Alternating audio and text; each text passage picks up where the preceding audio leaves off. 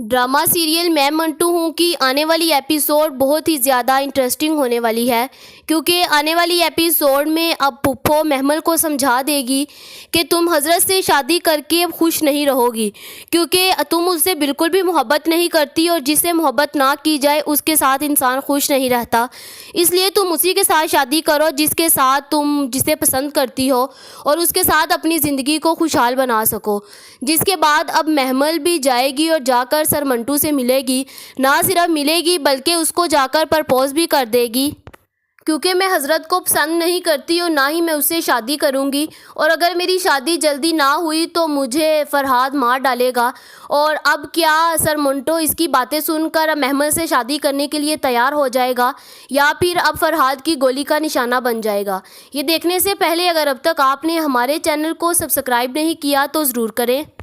आने वाली एपिसोड में अब महमल को भी हज़रत बता देगा कि महमल, अगर तुम मुझे पसंद नहीं करती, तुम मेरे साथ शादी नहीं करना चाहती तो ना करो, क्योंकि ये तुम सिर्फ़ और सिर्फ अपने बाप की इज़्ज़त के लिए मेरे साथ शादी कर रही हो, और अगर तुम अपने बाप की इज़्ज़त के लिए कर रही हो ना तो तुम ना करो, और अगर तुम इनकार नहीं कर सकती ना तो मैं तुम्हें इनकार करवा दूँगा और मैं ख़ुद तुम्हारे बाबा से इनकार करूँगा। मैं कहूँगा कि मैं इससे शादी नहीं करना चाहता। मुझे पता है कि तुम सर मंटो को पसंद करती हो और तुम उसी साथ शादी करो। और यहाँ पर मैं तो इस बात से हैरान हूँ कि एक ही मुलाकात में अब इसे कैसे पता चल गया कि महमल हज़रत को पसंद नहीं करती और ये सर मंटू से प्यार करती है। महमल उसे कहती है कि तुम पागल हो गए हो, तुम्हें हुआ क्या है, ये सब बातें तुम क्यों कर रहे हो, ऐसा कुछ भी नहीं है। जिसके बाद अब हज़रत को इस बात का आइडिया हो गया है कि जैसे महमल इसे अब बिल्कुल भी इज़्ज़त नहीं देती और इसे इसकी औकात में रखती है और शादी के बाद इसके साथ क्या करेगी, इसलिए वो अब खुद ही इससे पीछे हो जाएगा और इसे कहेगा कि तुम मेरे से अगर शादी नहीं करना चाहती ना तो मैं खुद ही तुम्हारे पापा को इनकार कर दूँगा। जिसके बाद अब महमल भी अपनी पुप्पो के पास जाती है और कहती है कि पुप्पो, आपको पता है कि आज हज़रत मुझे क्या कह रहा था? कहता कि तुम सर मंटू से प्यार करती हो ना और तुम मेरे साथ शादी नहीं करना चाहती और ज़बरदस्ती तुम्हारी शादी मेरे से हो रही है। जिसके बाद उसकी पुप्पो कहती है कि महमल, वो ठीक ही तो कह रहा है, तुम सर मंटो से ही प्यार करती हो लेकिन तुम्हें खुद नहीं पता। मेरी गुड़िया देख लो, सब समझ रहे हैं कि तुम्हें मोहब्बत किससे है और एक तुम ही हो कि बस इनकार ही करी जा रही हो। और आप देख लो, हज़रत ने भी ये कह दिया कि तुम सर मंटू को ही पसंद करती हो। जिसके बाद उसकी पुप्पो कहती है कि मेरी गुड़िया, तुम्हारी इससे शादी कभी नहीं होगी, क्योंकि तुम भी तो सराज अमृतसर की बेटी हो ना, और अगर उसकी बेटी का किसी पर दिल आ जाए और उसकी शादी ना हो, ये कैसे हो सकता है? और देखना, अगर तुम शादी भी कर लोगी ना तो ये शादी कभी भी तुम्हारी कंप्लीट नहीं होगी और ये शादी तोड़कर तुम खुद इससे शादी करोगी।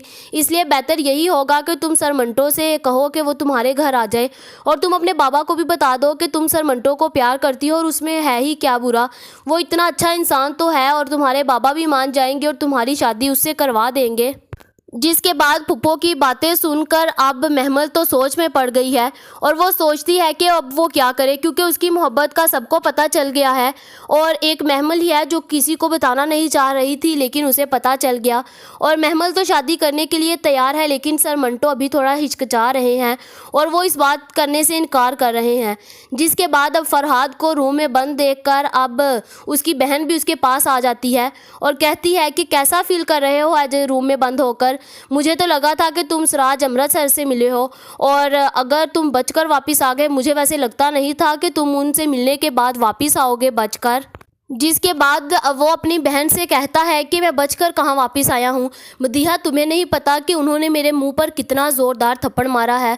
जब उन्होंने थप्पड़ मारा था ना तो मुझे तो ऐसा ही लग रहा था कि जैसे मेरा मुंह टूट गया हो, इतनी ज़ोरदार थप्पड़ मारा और उनकी आंखें ऐसे थी जैसे आग बरसा रही हों और सेम लग रहा था कि महमल वाकई में ही इनकी बेटी है। और वो तो बाबा की मिन्नतें काम आ गई, नहीं तो आज मैंने बचकर वापस नहीं आना था। जिसके बाद फरहाद मैं अपनी बहन मदीहा से कहता है कि महमल से कहो कि तुम शादी कर लो, अगर मैं बाहर आ गया ना तो मैं उसको किसी की होने नहीं दूंगा, क्योंकि अभी तो मैं डर कर बैठा हूँ ना, तो जिस दिन मेरा डर ख़त्म हो गया ना तो मैं उसे किसी की होने नहीं दूंगा।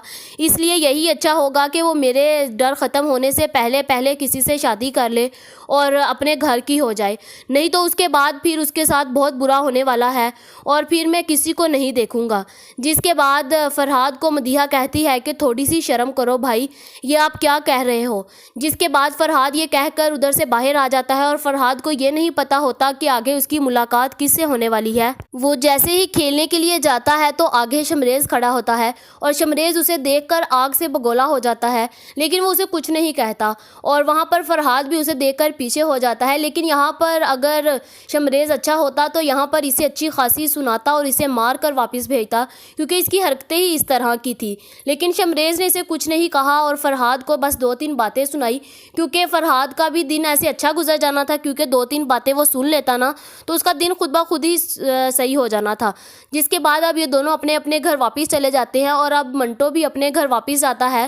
تو وہ جیسے ہی واپس جاتا ہے تو آگے اس کی ملاقات ماریا سے ہوتی ہے اور ماریا اسے کہتی ہے کہ آج کل آپ کی بہت زیادہ مجھے باتیں سننے کو مل رہی ہیں، آپ بہت بہادر بن رہے ہیں. مجھے پتا چلا ہے کہ آپ بہت تیز بھاگتے ہیں، اور یہ میں نے محمل کے منہ سے سنا ہے کہ اگر آپ اتنا تیز بھاگتے ہیں کہ آپ تو ملک سے باہر بھی جا سکتے ہیں.